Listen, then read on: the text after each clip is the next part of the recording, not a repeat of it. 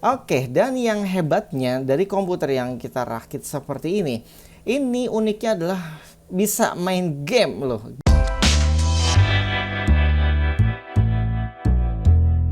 Assalamualaikum Sobat Viz TV. Oke, jadi kemarin ada yang bertanya ke saya dengan modal 2,4 juta gitu ya. Mereka pingin bikin komputer kasir atau komputer kantor gitu dengan budget 2,4 juta.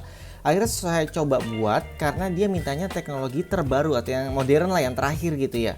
Ternyata saya hampir ya meleset dikit sih, tapi ternyata malah justru overkill buat kantoran atau kasir karena memang mintanya kan yang teknologi terakhir gitu ya. Oke, jadi langsung aja.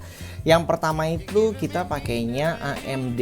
Jadi AMD ini kenapa saya pakai AMD? Karena memang sudah ada iGPU-nya. Jadi integrated graphic card-nya gitu istilahnya, atau APU lah sebutannya. Jadi kita akhirnya memilih yaitu AMD Athlon 200GE. Jadi ini sudah ada integrated grafiknya, itu namanya Vega 3 ya. Jadi sini saya jelaskan sedikit ya. Kan ada Ryzen 7, 5, 3, yang paling rendah itu Ryzen 3. Terus dipangkas lagi performanya jadi Athlon. Jadi Athlon 3000G dipangkas lagi menjadi yang namanya AMD Athlon 200GE. Jadi ini udah kelas terendah dari seri Ryzen, walaupun sekarang namanya bukan Ryzen lagi karena udah dipangkas-pangkas terus ya. Oke, jadi di sini kita sudah dapat graphic card yang bisa dibilang lumayan gitu ya. Ini base clocknya aja udah lumayan ya, 3,2 GHz dengan 2 core 4 thread. Walaupun 2 core 4 thread, kita lihat nanti performanya. Oke, jadi dari wattnya ini juga hemat sekali, hanya 32 watt dengan menggunakan soket AM4. Jadi kalau teknologi yang benar-benar 2023 kan AM5 ya. Ini kita nggak mungkin pakai AM5 atau yang terbaru, Ryzen terbaru, karena kemarin kita sudah cek, kita bikinnya seminimal mungkin dengan yang kondisi saat ini Januari itu harganya bahkan tembus 20 juta. Jadi kita pakai yang teknologi terakhir sebelum AM5, masih AM4 ya. Oke, terus kemudian ini sudah dapat HSF-nya, jadi box ya prosesornya. Jadi nggak perlu beli heatsink lagi atau cooler lagi. Terus kita lanjut.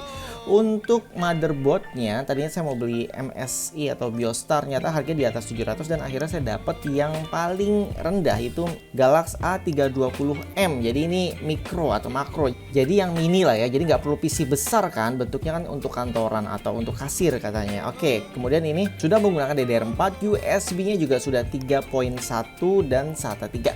Jadi sebenarnya sudah sangat cukup ya memenuhi dari AMD Athlon-nya ini.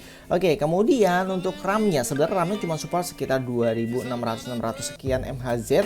Tapi ya biasanya AMD walaupun tulisannya segitu, nyatanya kalau kita pakaiin RAM dan motherboardnya support tuh bisa tembus bahkan 3000 atau 3200. Itu yang terjadi di Ryzen 5 3400G yang pernah saya punya dan pernah saya review. Itu sebenarnya juga cuma support sekitar 266, tapi saat kita pasang 3200 RAM-nya ternyata support. Dan ini sangat mempengaruhi grafiknya, dan kita nggak bisa beli sembarang RAM ya. Jadi pastiin dulu RAM-nya cocok. Dan di sini saya pakai 2x4 GB. Walaupun sebenarnya RAM cuma 4 GB sudah cukup buat kantornya. Tapi kalau yang namanya AMD itu kalau slot RAM-nya diisi dua-duanya, performanya naik bisa 15-30%. Bayangin, jadi ya rugi juga ini untuk performa dari graphic card-nya ya, bukan dari CPU-nya, dari graphic card-nya, karena performanya akan naik termasuk dari speed RAM yang tinggi ini.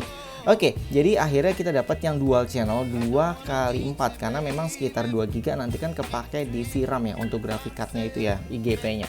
Oke, jadi dapat 2 channel itu total 8 GB. Ya, lebih dari cukup sebenarnya, tapi harganya juga lumayan nih, hanya sekitar 588. Jadi tadi prosesornya itu 740.000, kemudian motherboardnya 669.000, dan yang RAM-nya ini yaitu 588.000. Oke, sekarang kita lanjut ke harddisknya. Untuk kantoran ya kita pakai harddisk biasa yang 1 TB itu harganya 645. Mau nyari yang di bawah itu sekarang udah nggak ada ya, rata-rata minimal sudah 1 TB.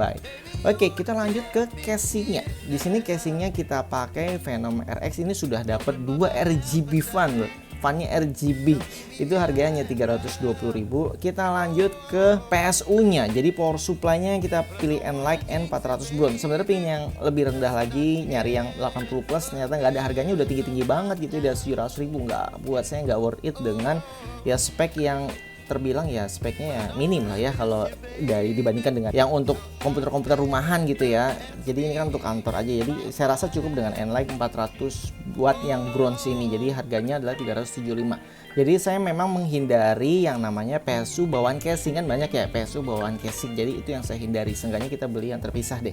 Oke, selanjutnya yang terakhir adalah mouse dan keyboard. Ini yang sangat penting juga ya. Jadi ada beberapa pilihan dan akhirnya saya pilih GMAX Multimedia Keyboard and Mouse AirMax MK 1000M. Ini harga 85.000, memang ada yang lebih murah tadi SPC, tapi saya pilih yang ini karena modelnya kantoran banget gitu, kayak kasir banget. Jadi kalau saya ke sana tuh udah, oh ini yang biasa di kasir atau di kantor. Jadi ya udah, menurut saya sih spek segini akhirnya meleset dari 2,4 yang dia bilang jadi kelebihan 3,4 juta. Ini belum termasuk monitor ya, karena untuk kantoran itu memang monitornya beda-beda kebutuhannya. Ada yang butuh hanya 14 inch, terus ada yang 17 inch. Sekarang rata-rata ya ada yang masih monitor ya tabung gitu ya. Tapi menurut saya sekarang sudah LCD LED lah, yang lebih hemat juga listriknya kan, karena untuk kasir kantor dipakainya bisa full gitu jam kerja atau bahkan 24 jam kalau memang mereka yang bukanya 24 jam. Jadi ukuran monitor silahkan disesuaikan sendiri berdasarkan kebutuhannya, karena jenis layar IPS segala macam itu benar-benar mempengaruhi harga dari ukuran inchnya juga. Oke, dan yang hebatnya dari komputer yang kita rakit seperti ini uniknya adalah bisa main game loh. Gamenya lumayan, FPS-nya bisa dibilang dari 30-an sampai bahkan ratusan FPS. Memang rata-rata ya worth it-nya di 720 pixel, tapi beberapa game yang di 720 pixel atau HD ini itu bisa dimainkan full HD seperti Dota, mungkin ya dapatnya jadi sekitar 30 sampai 40 FPS. Ya worth it lah menurut saya ya.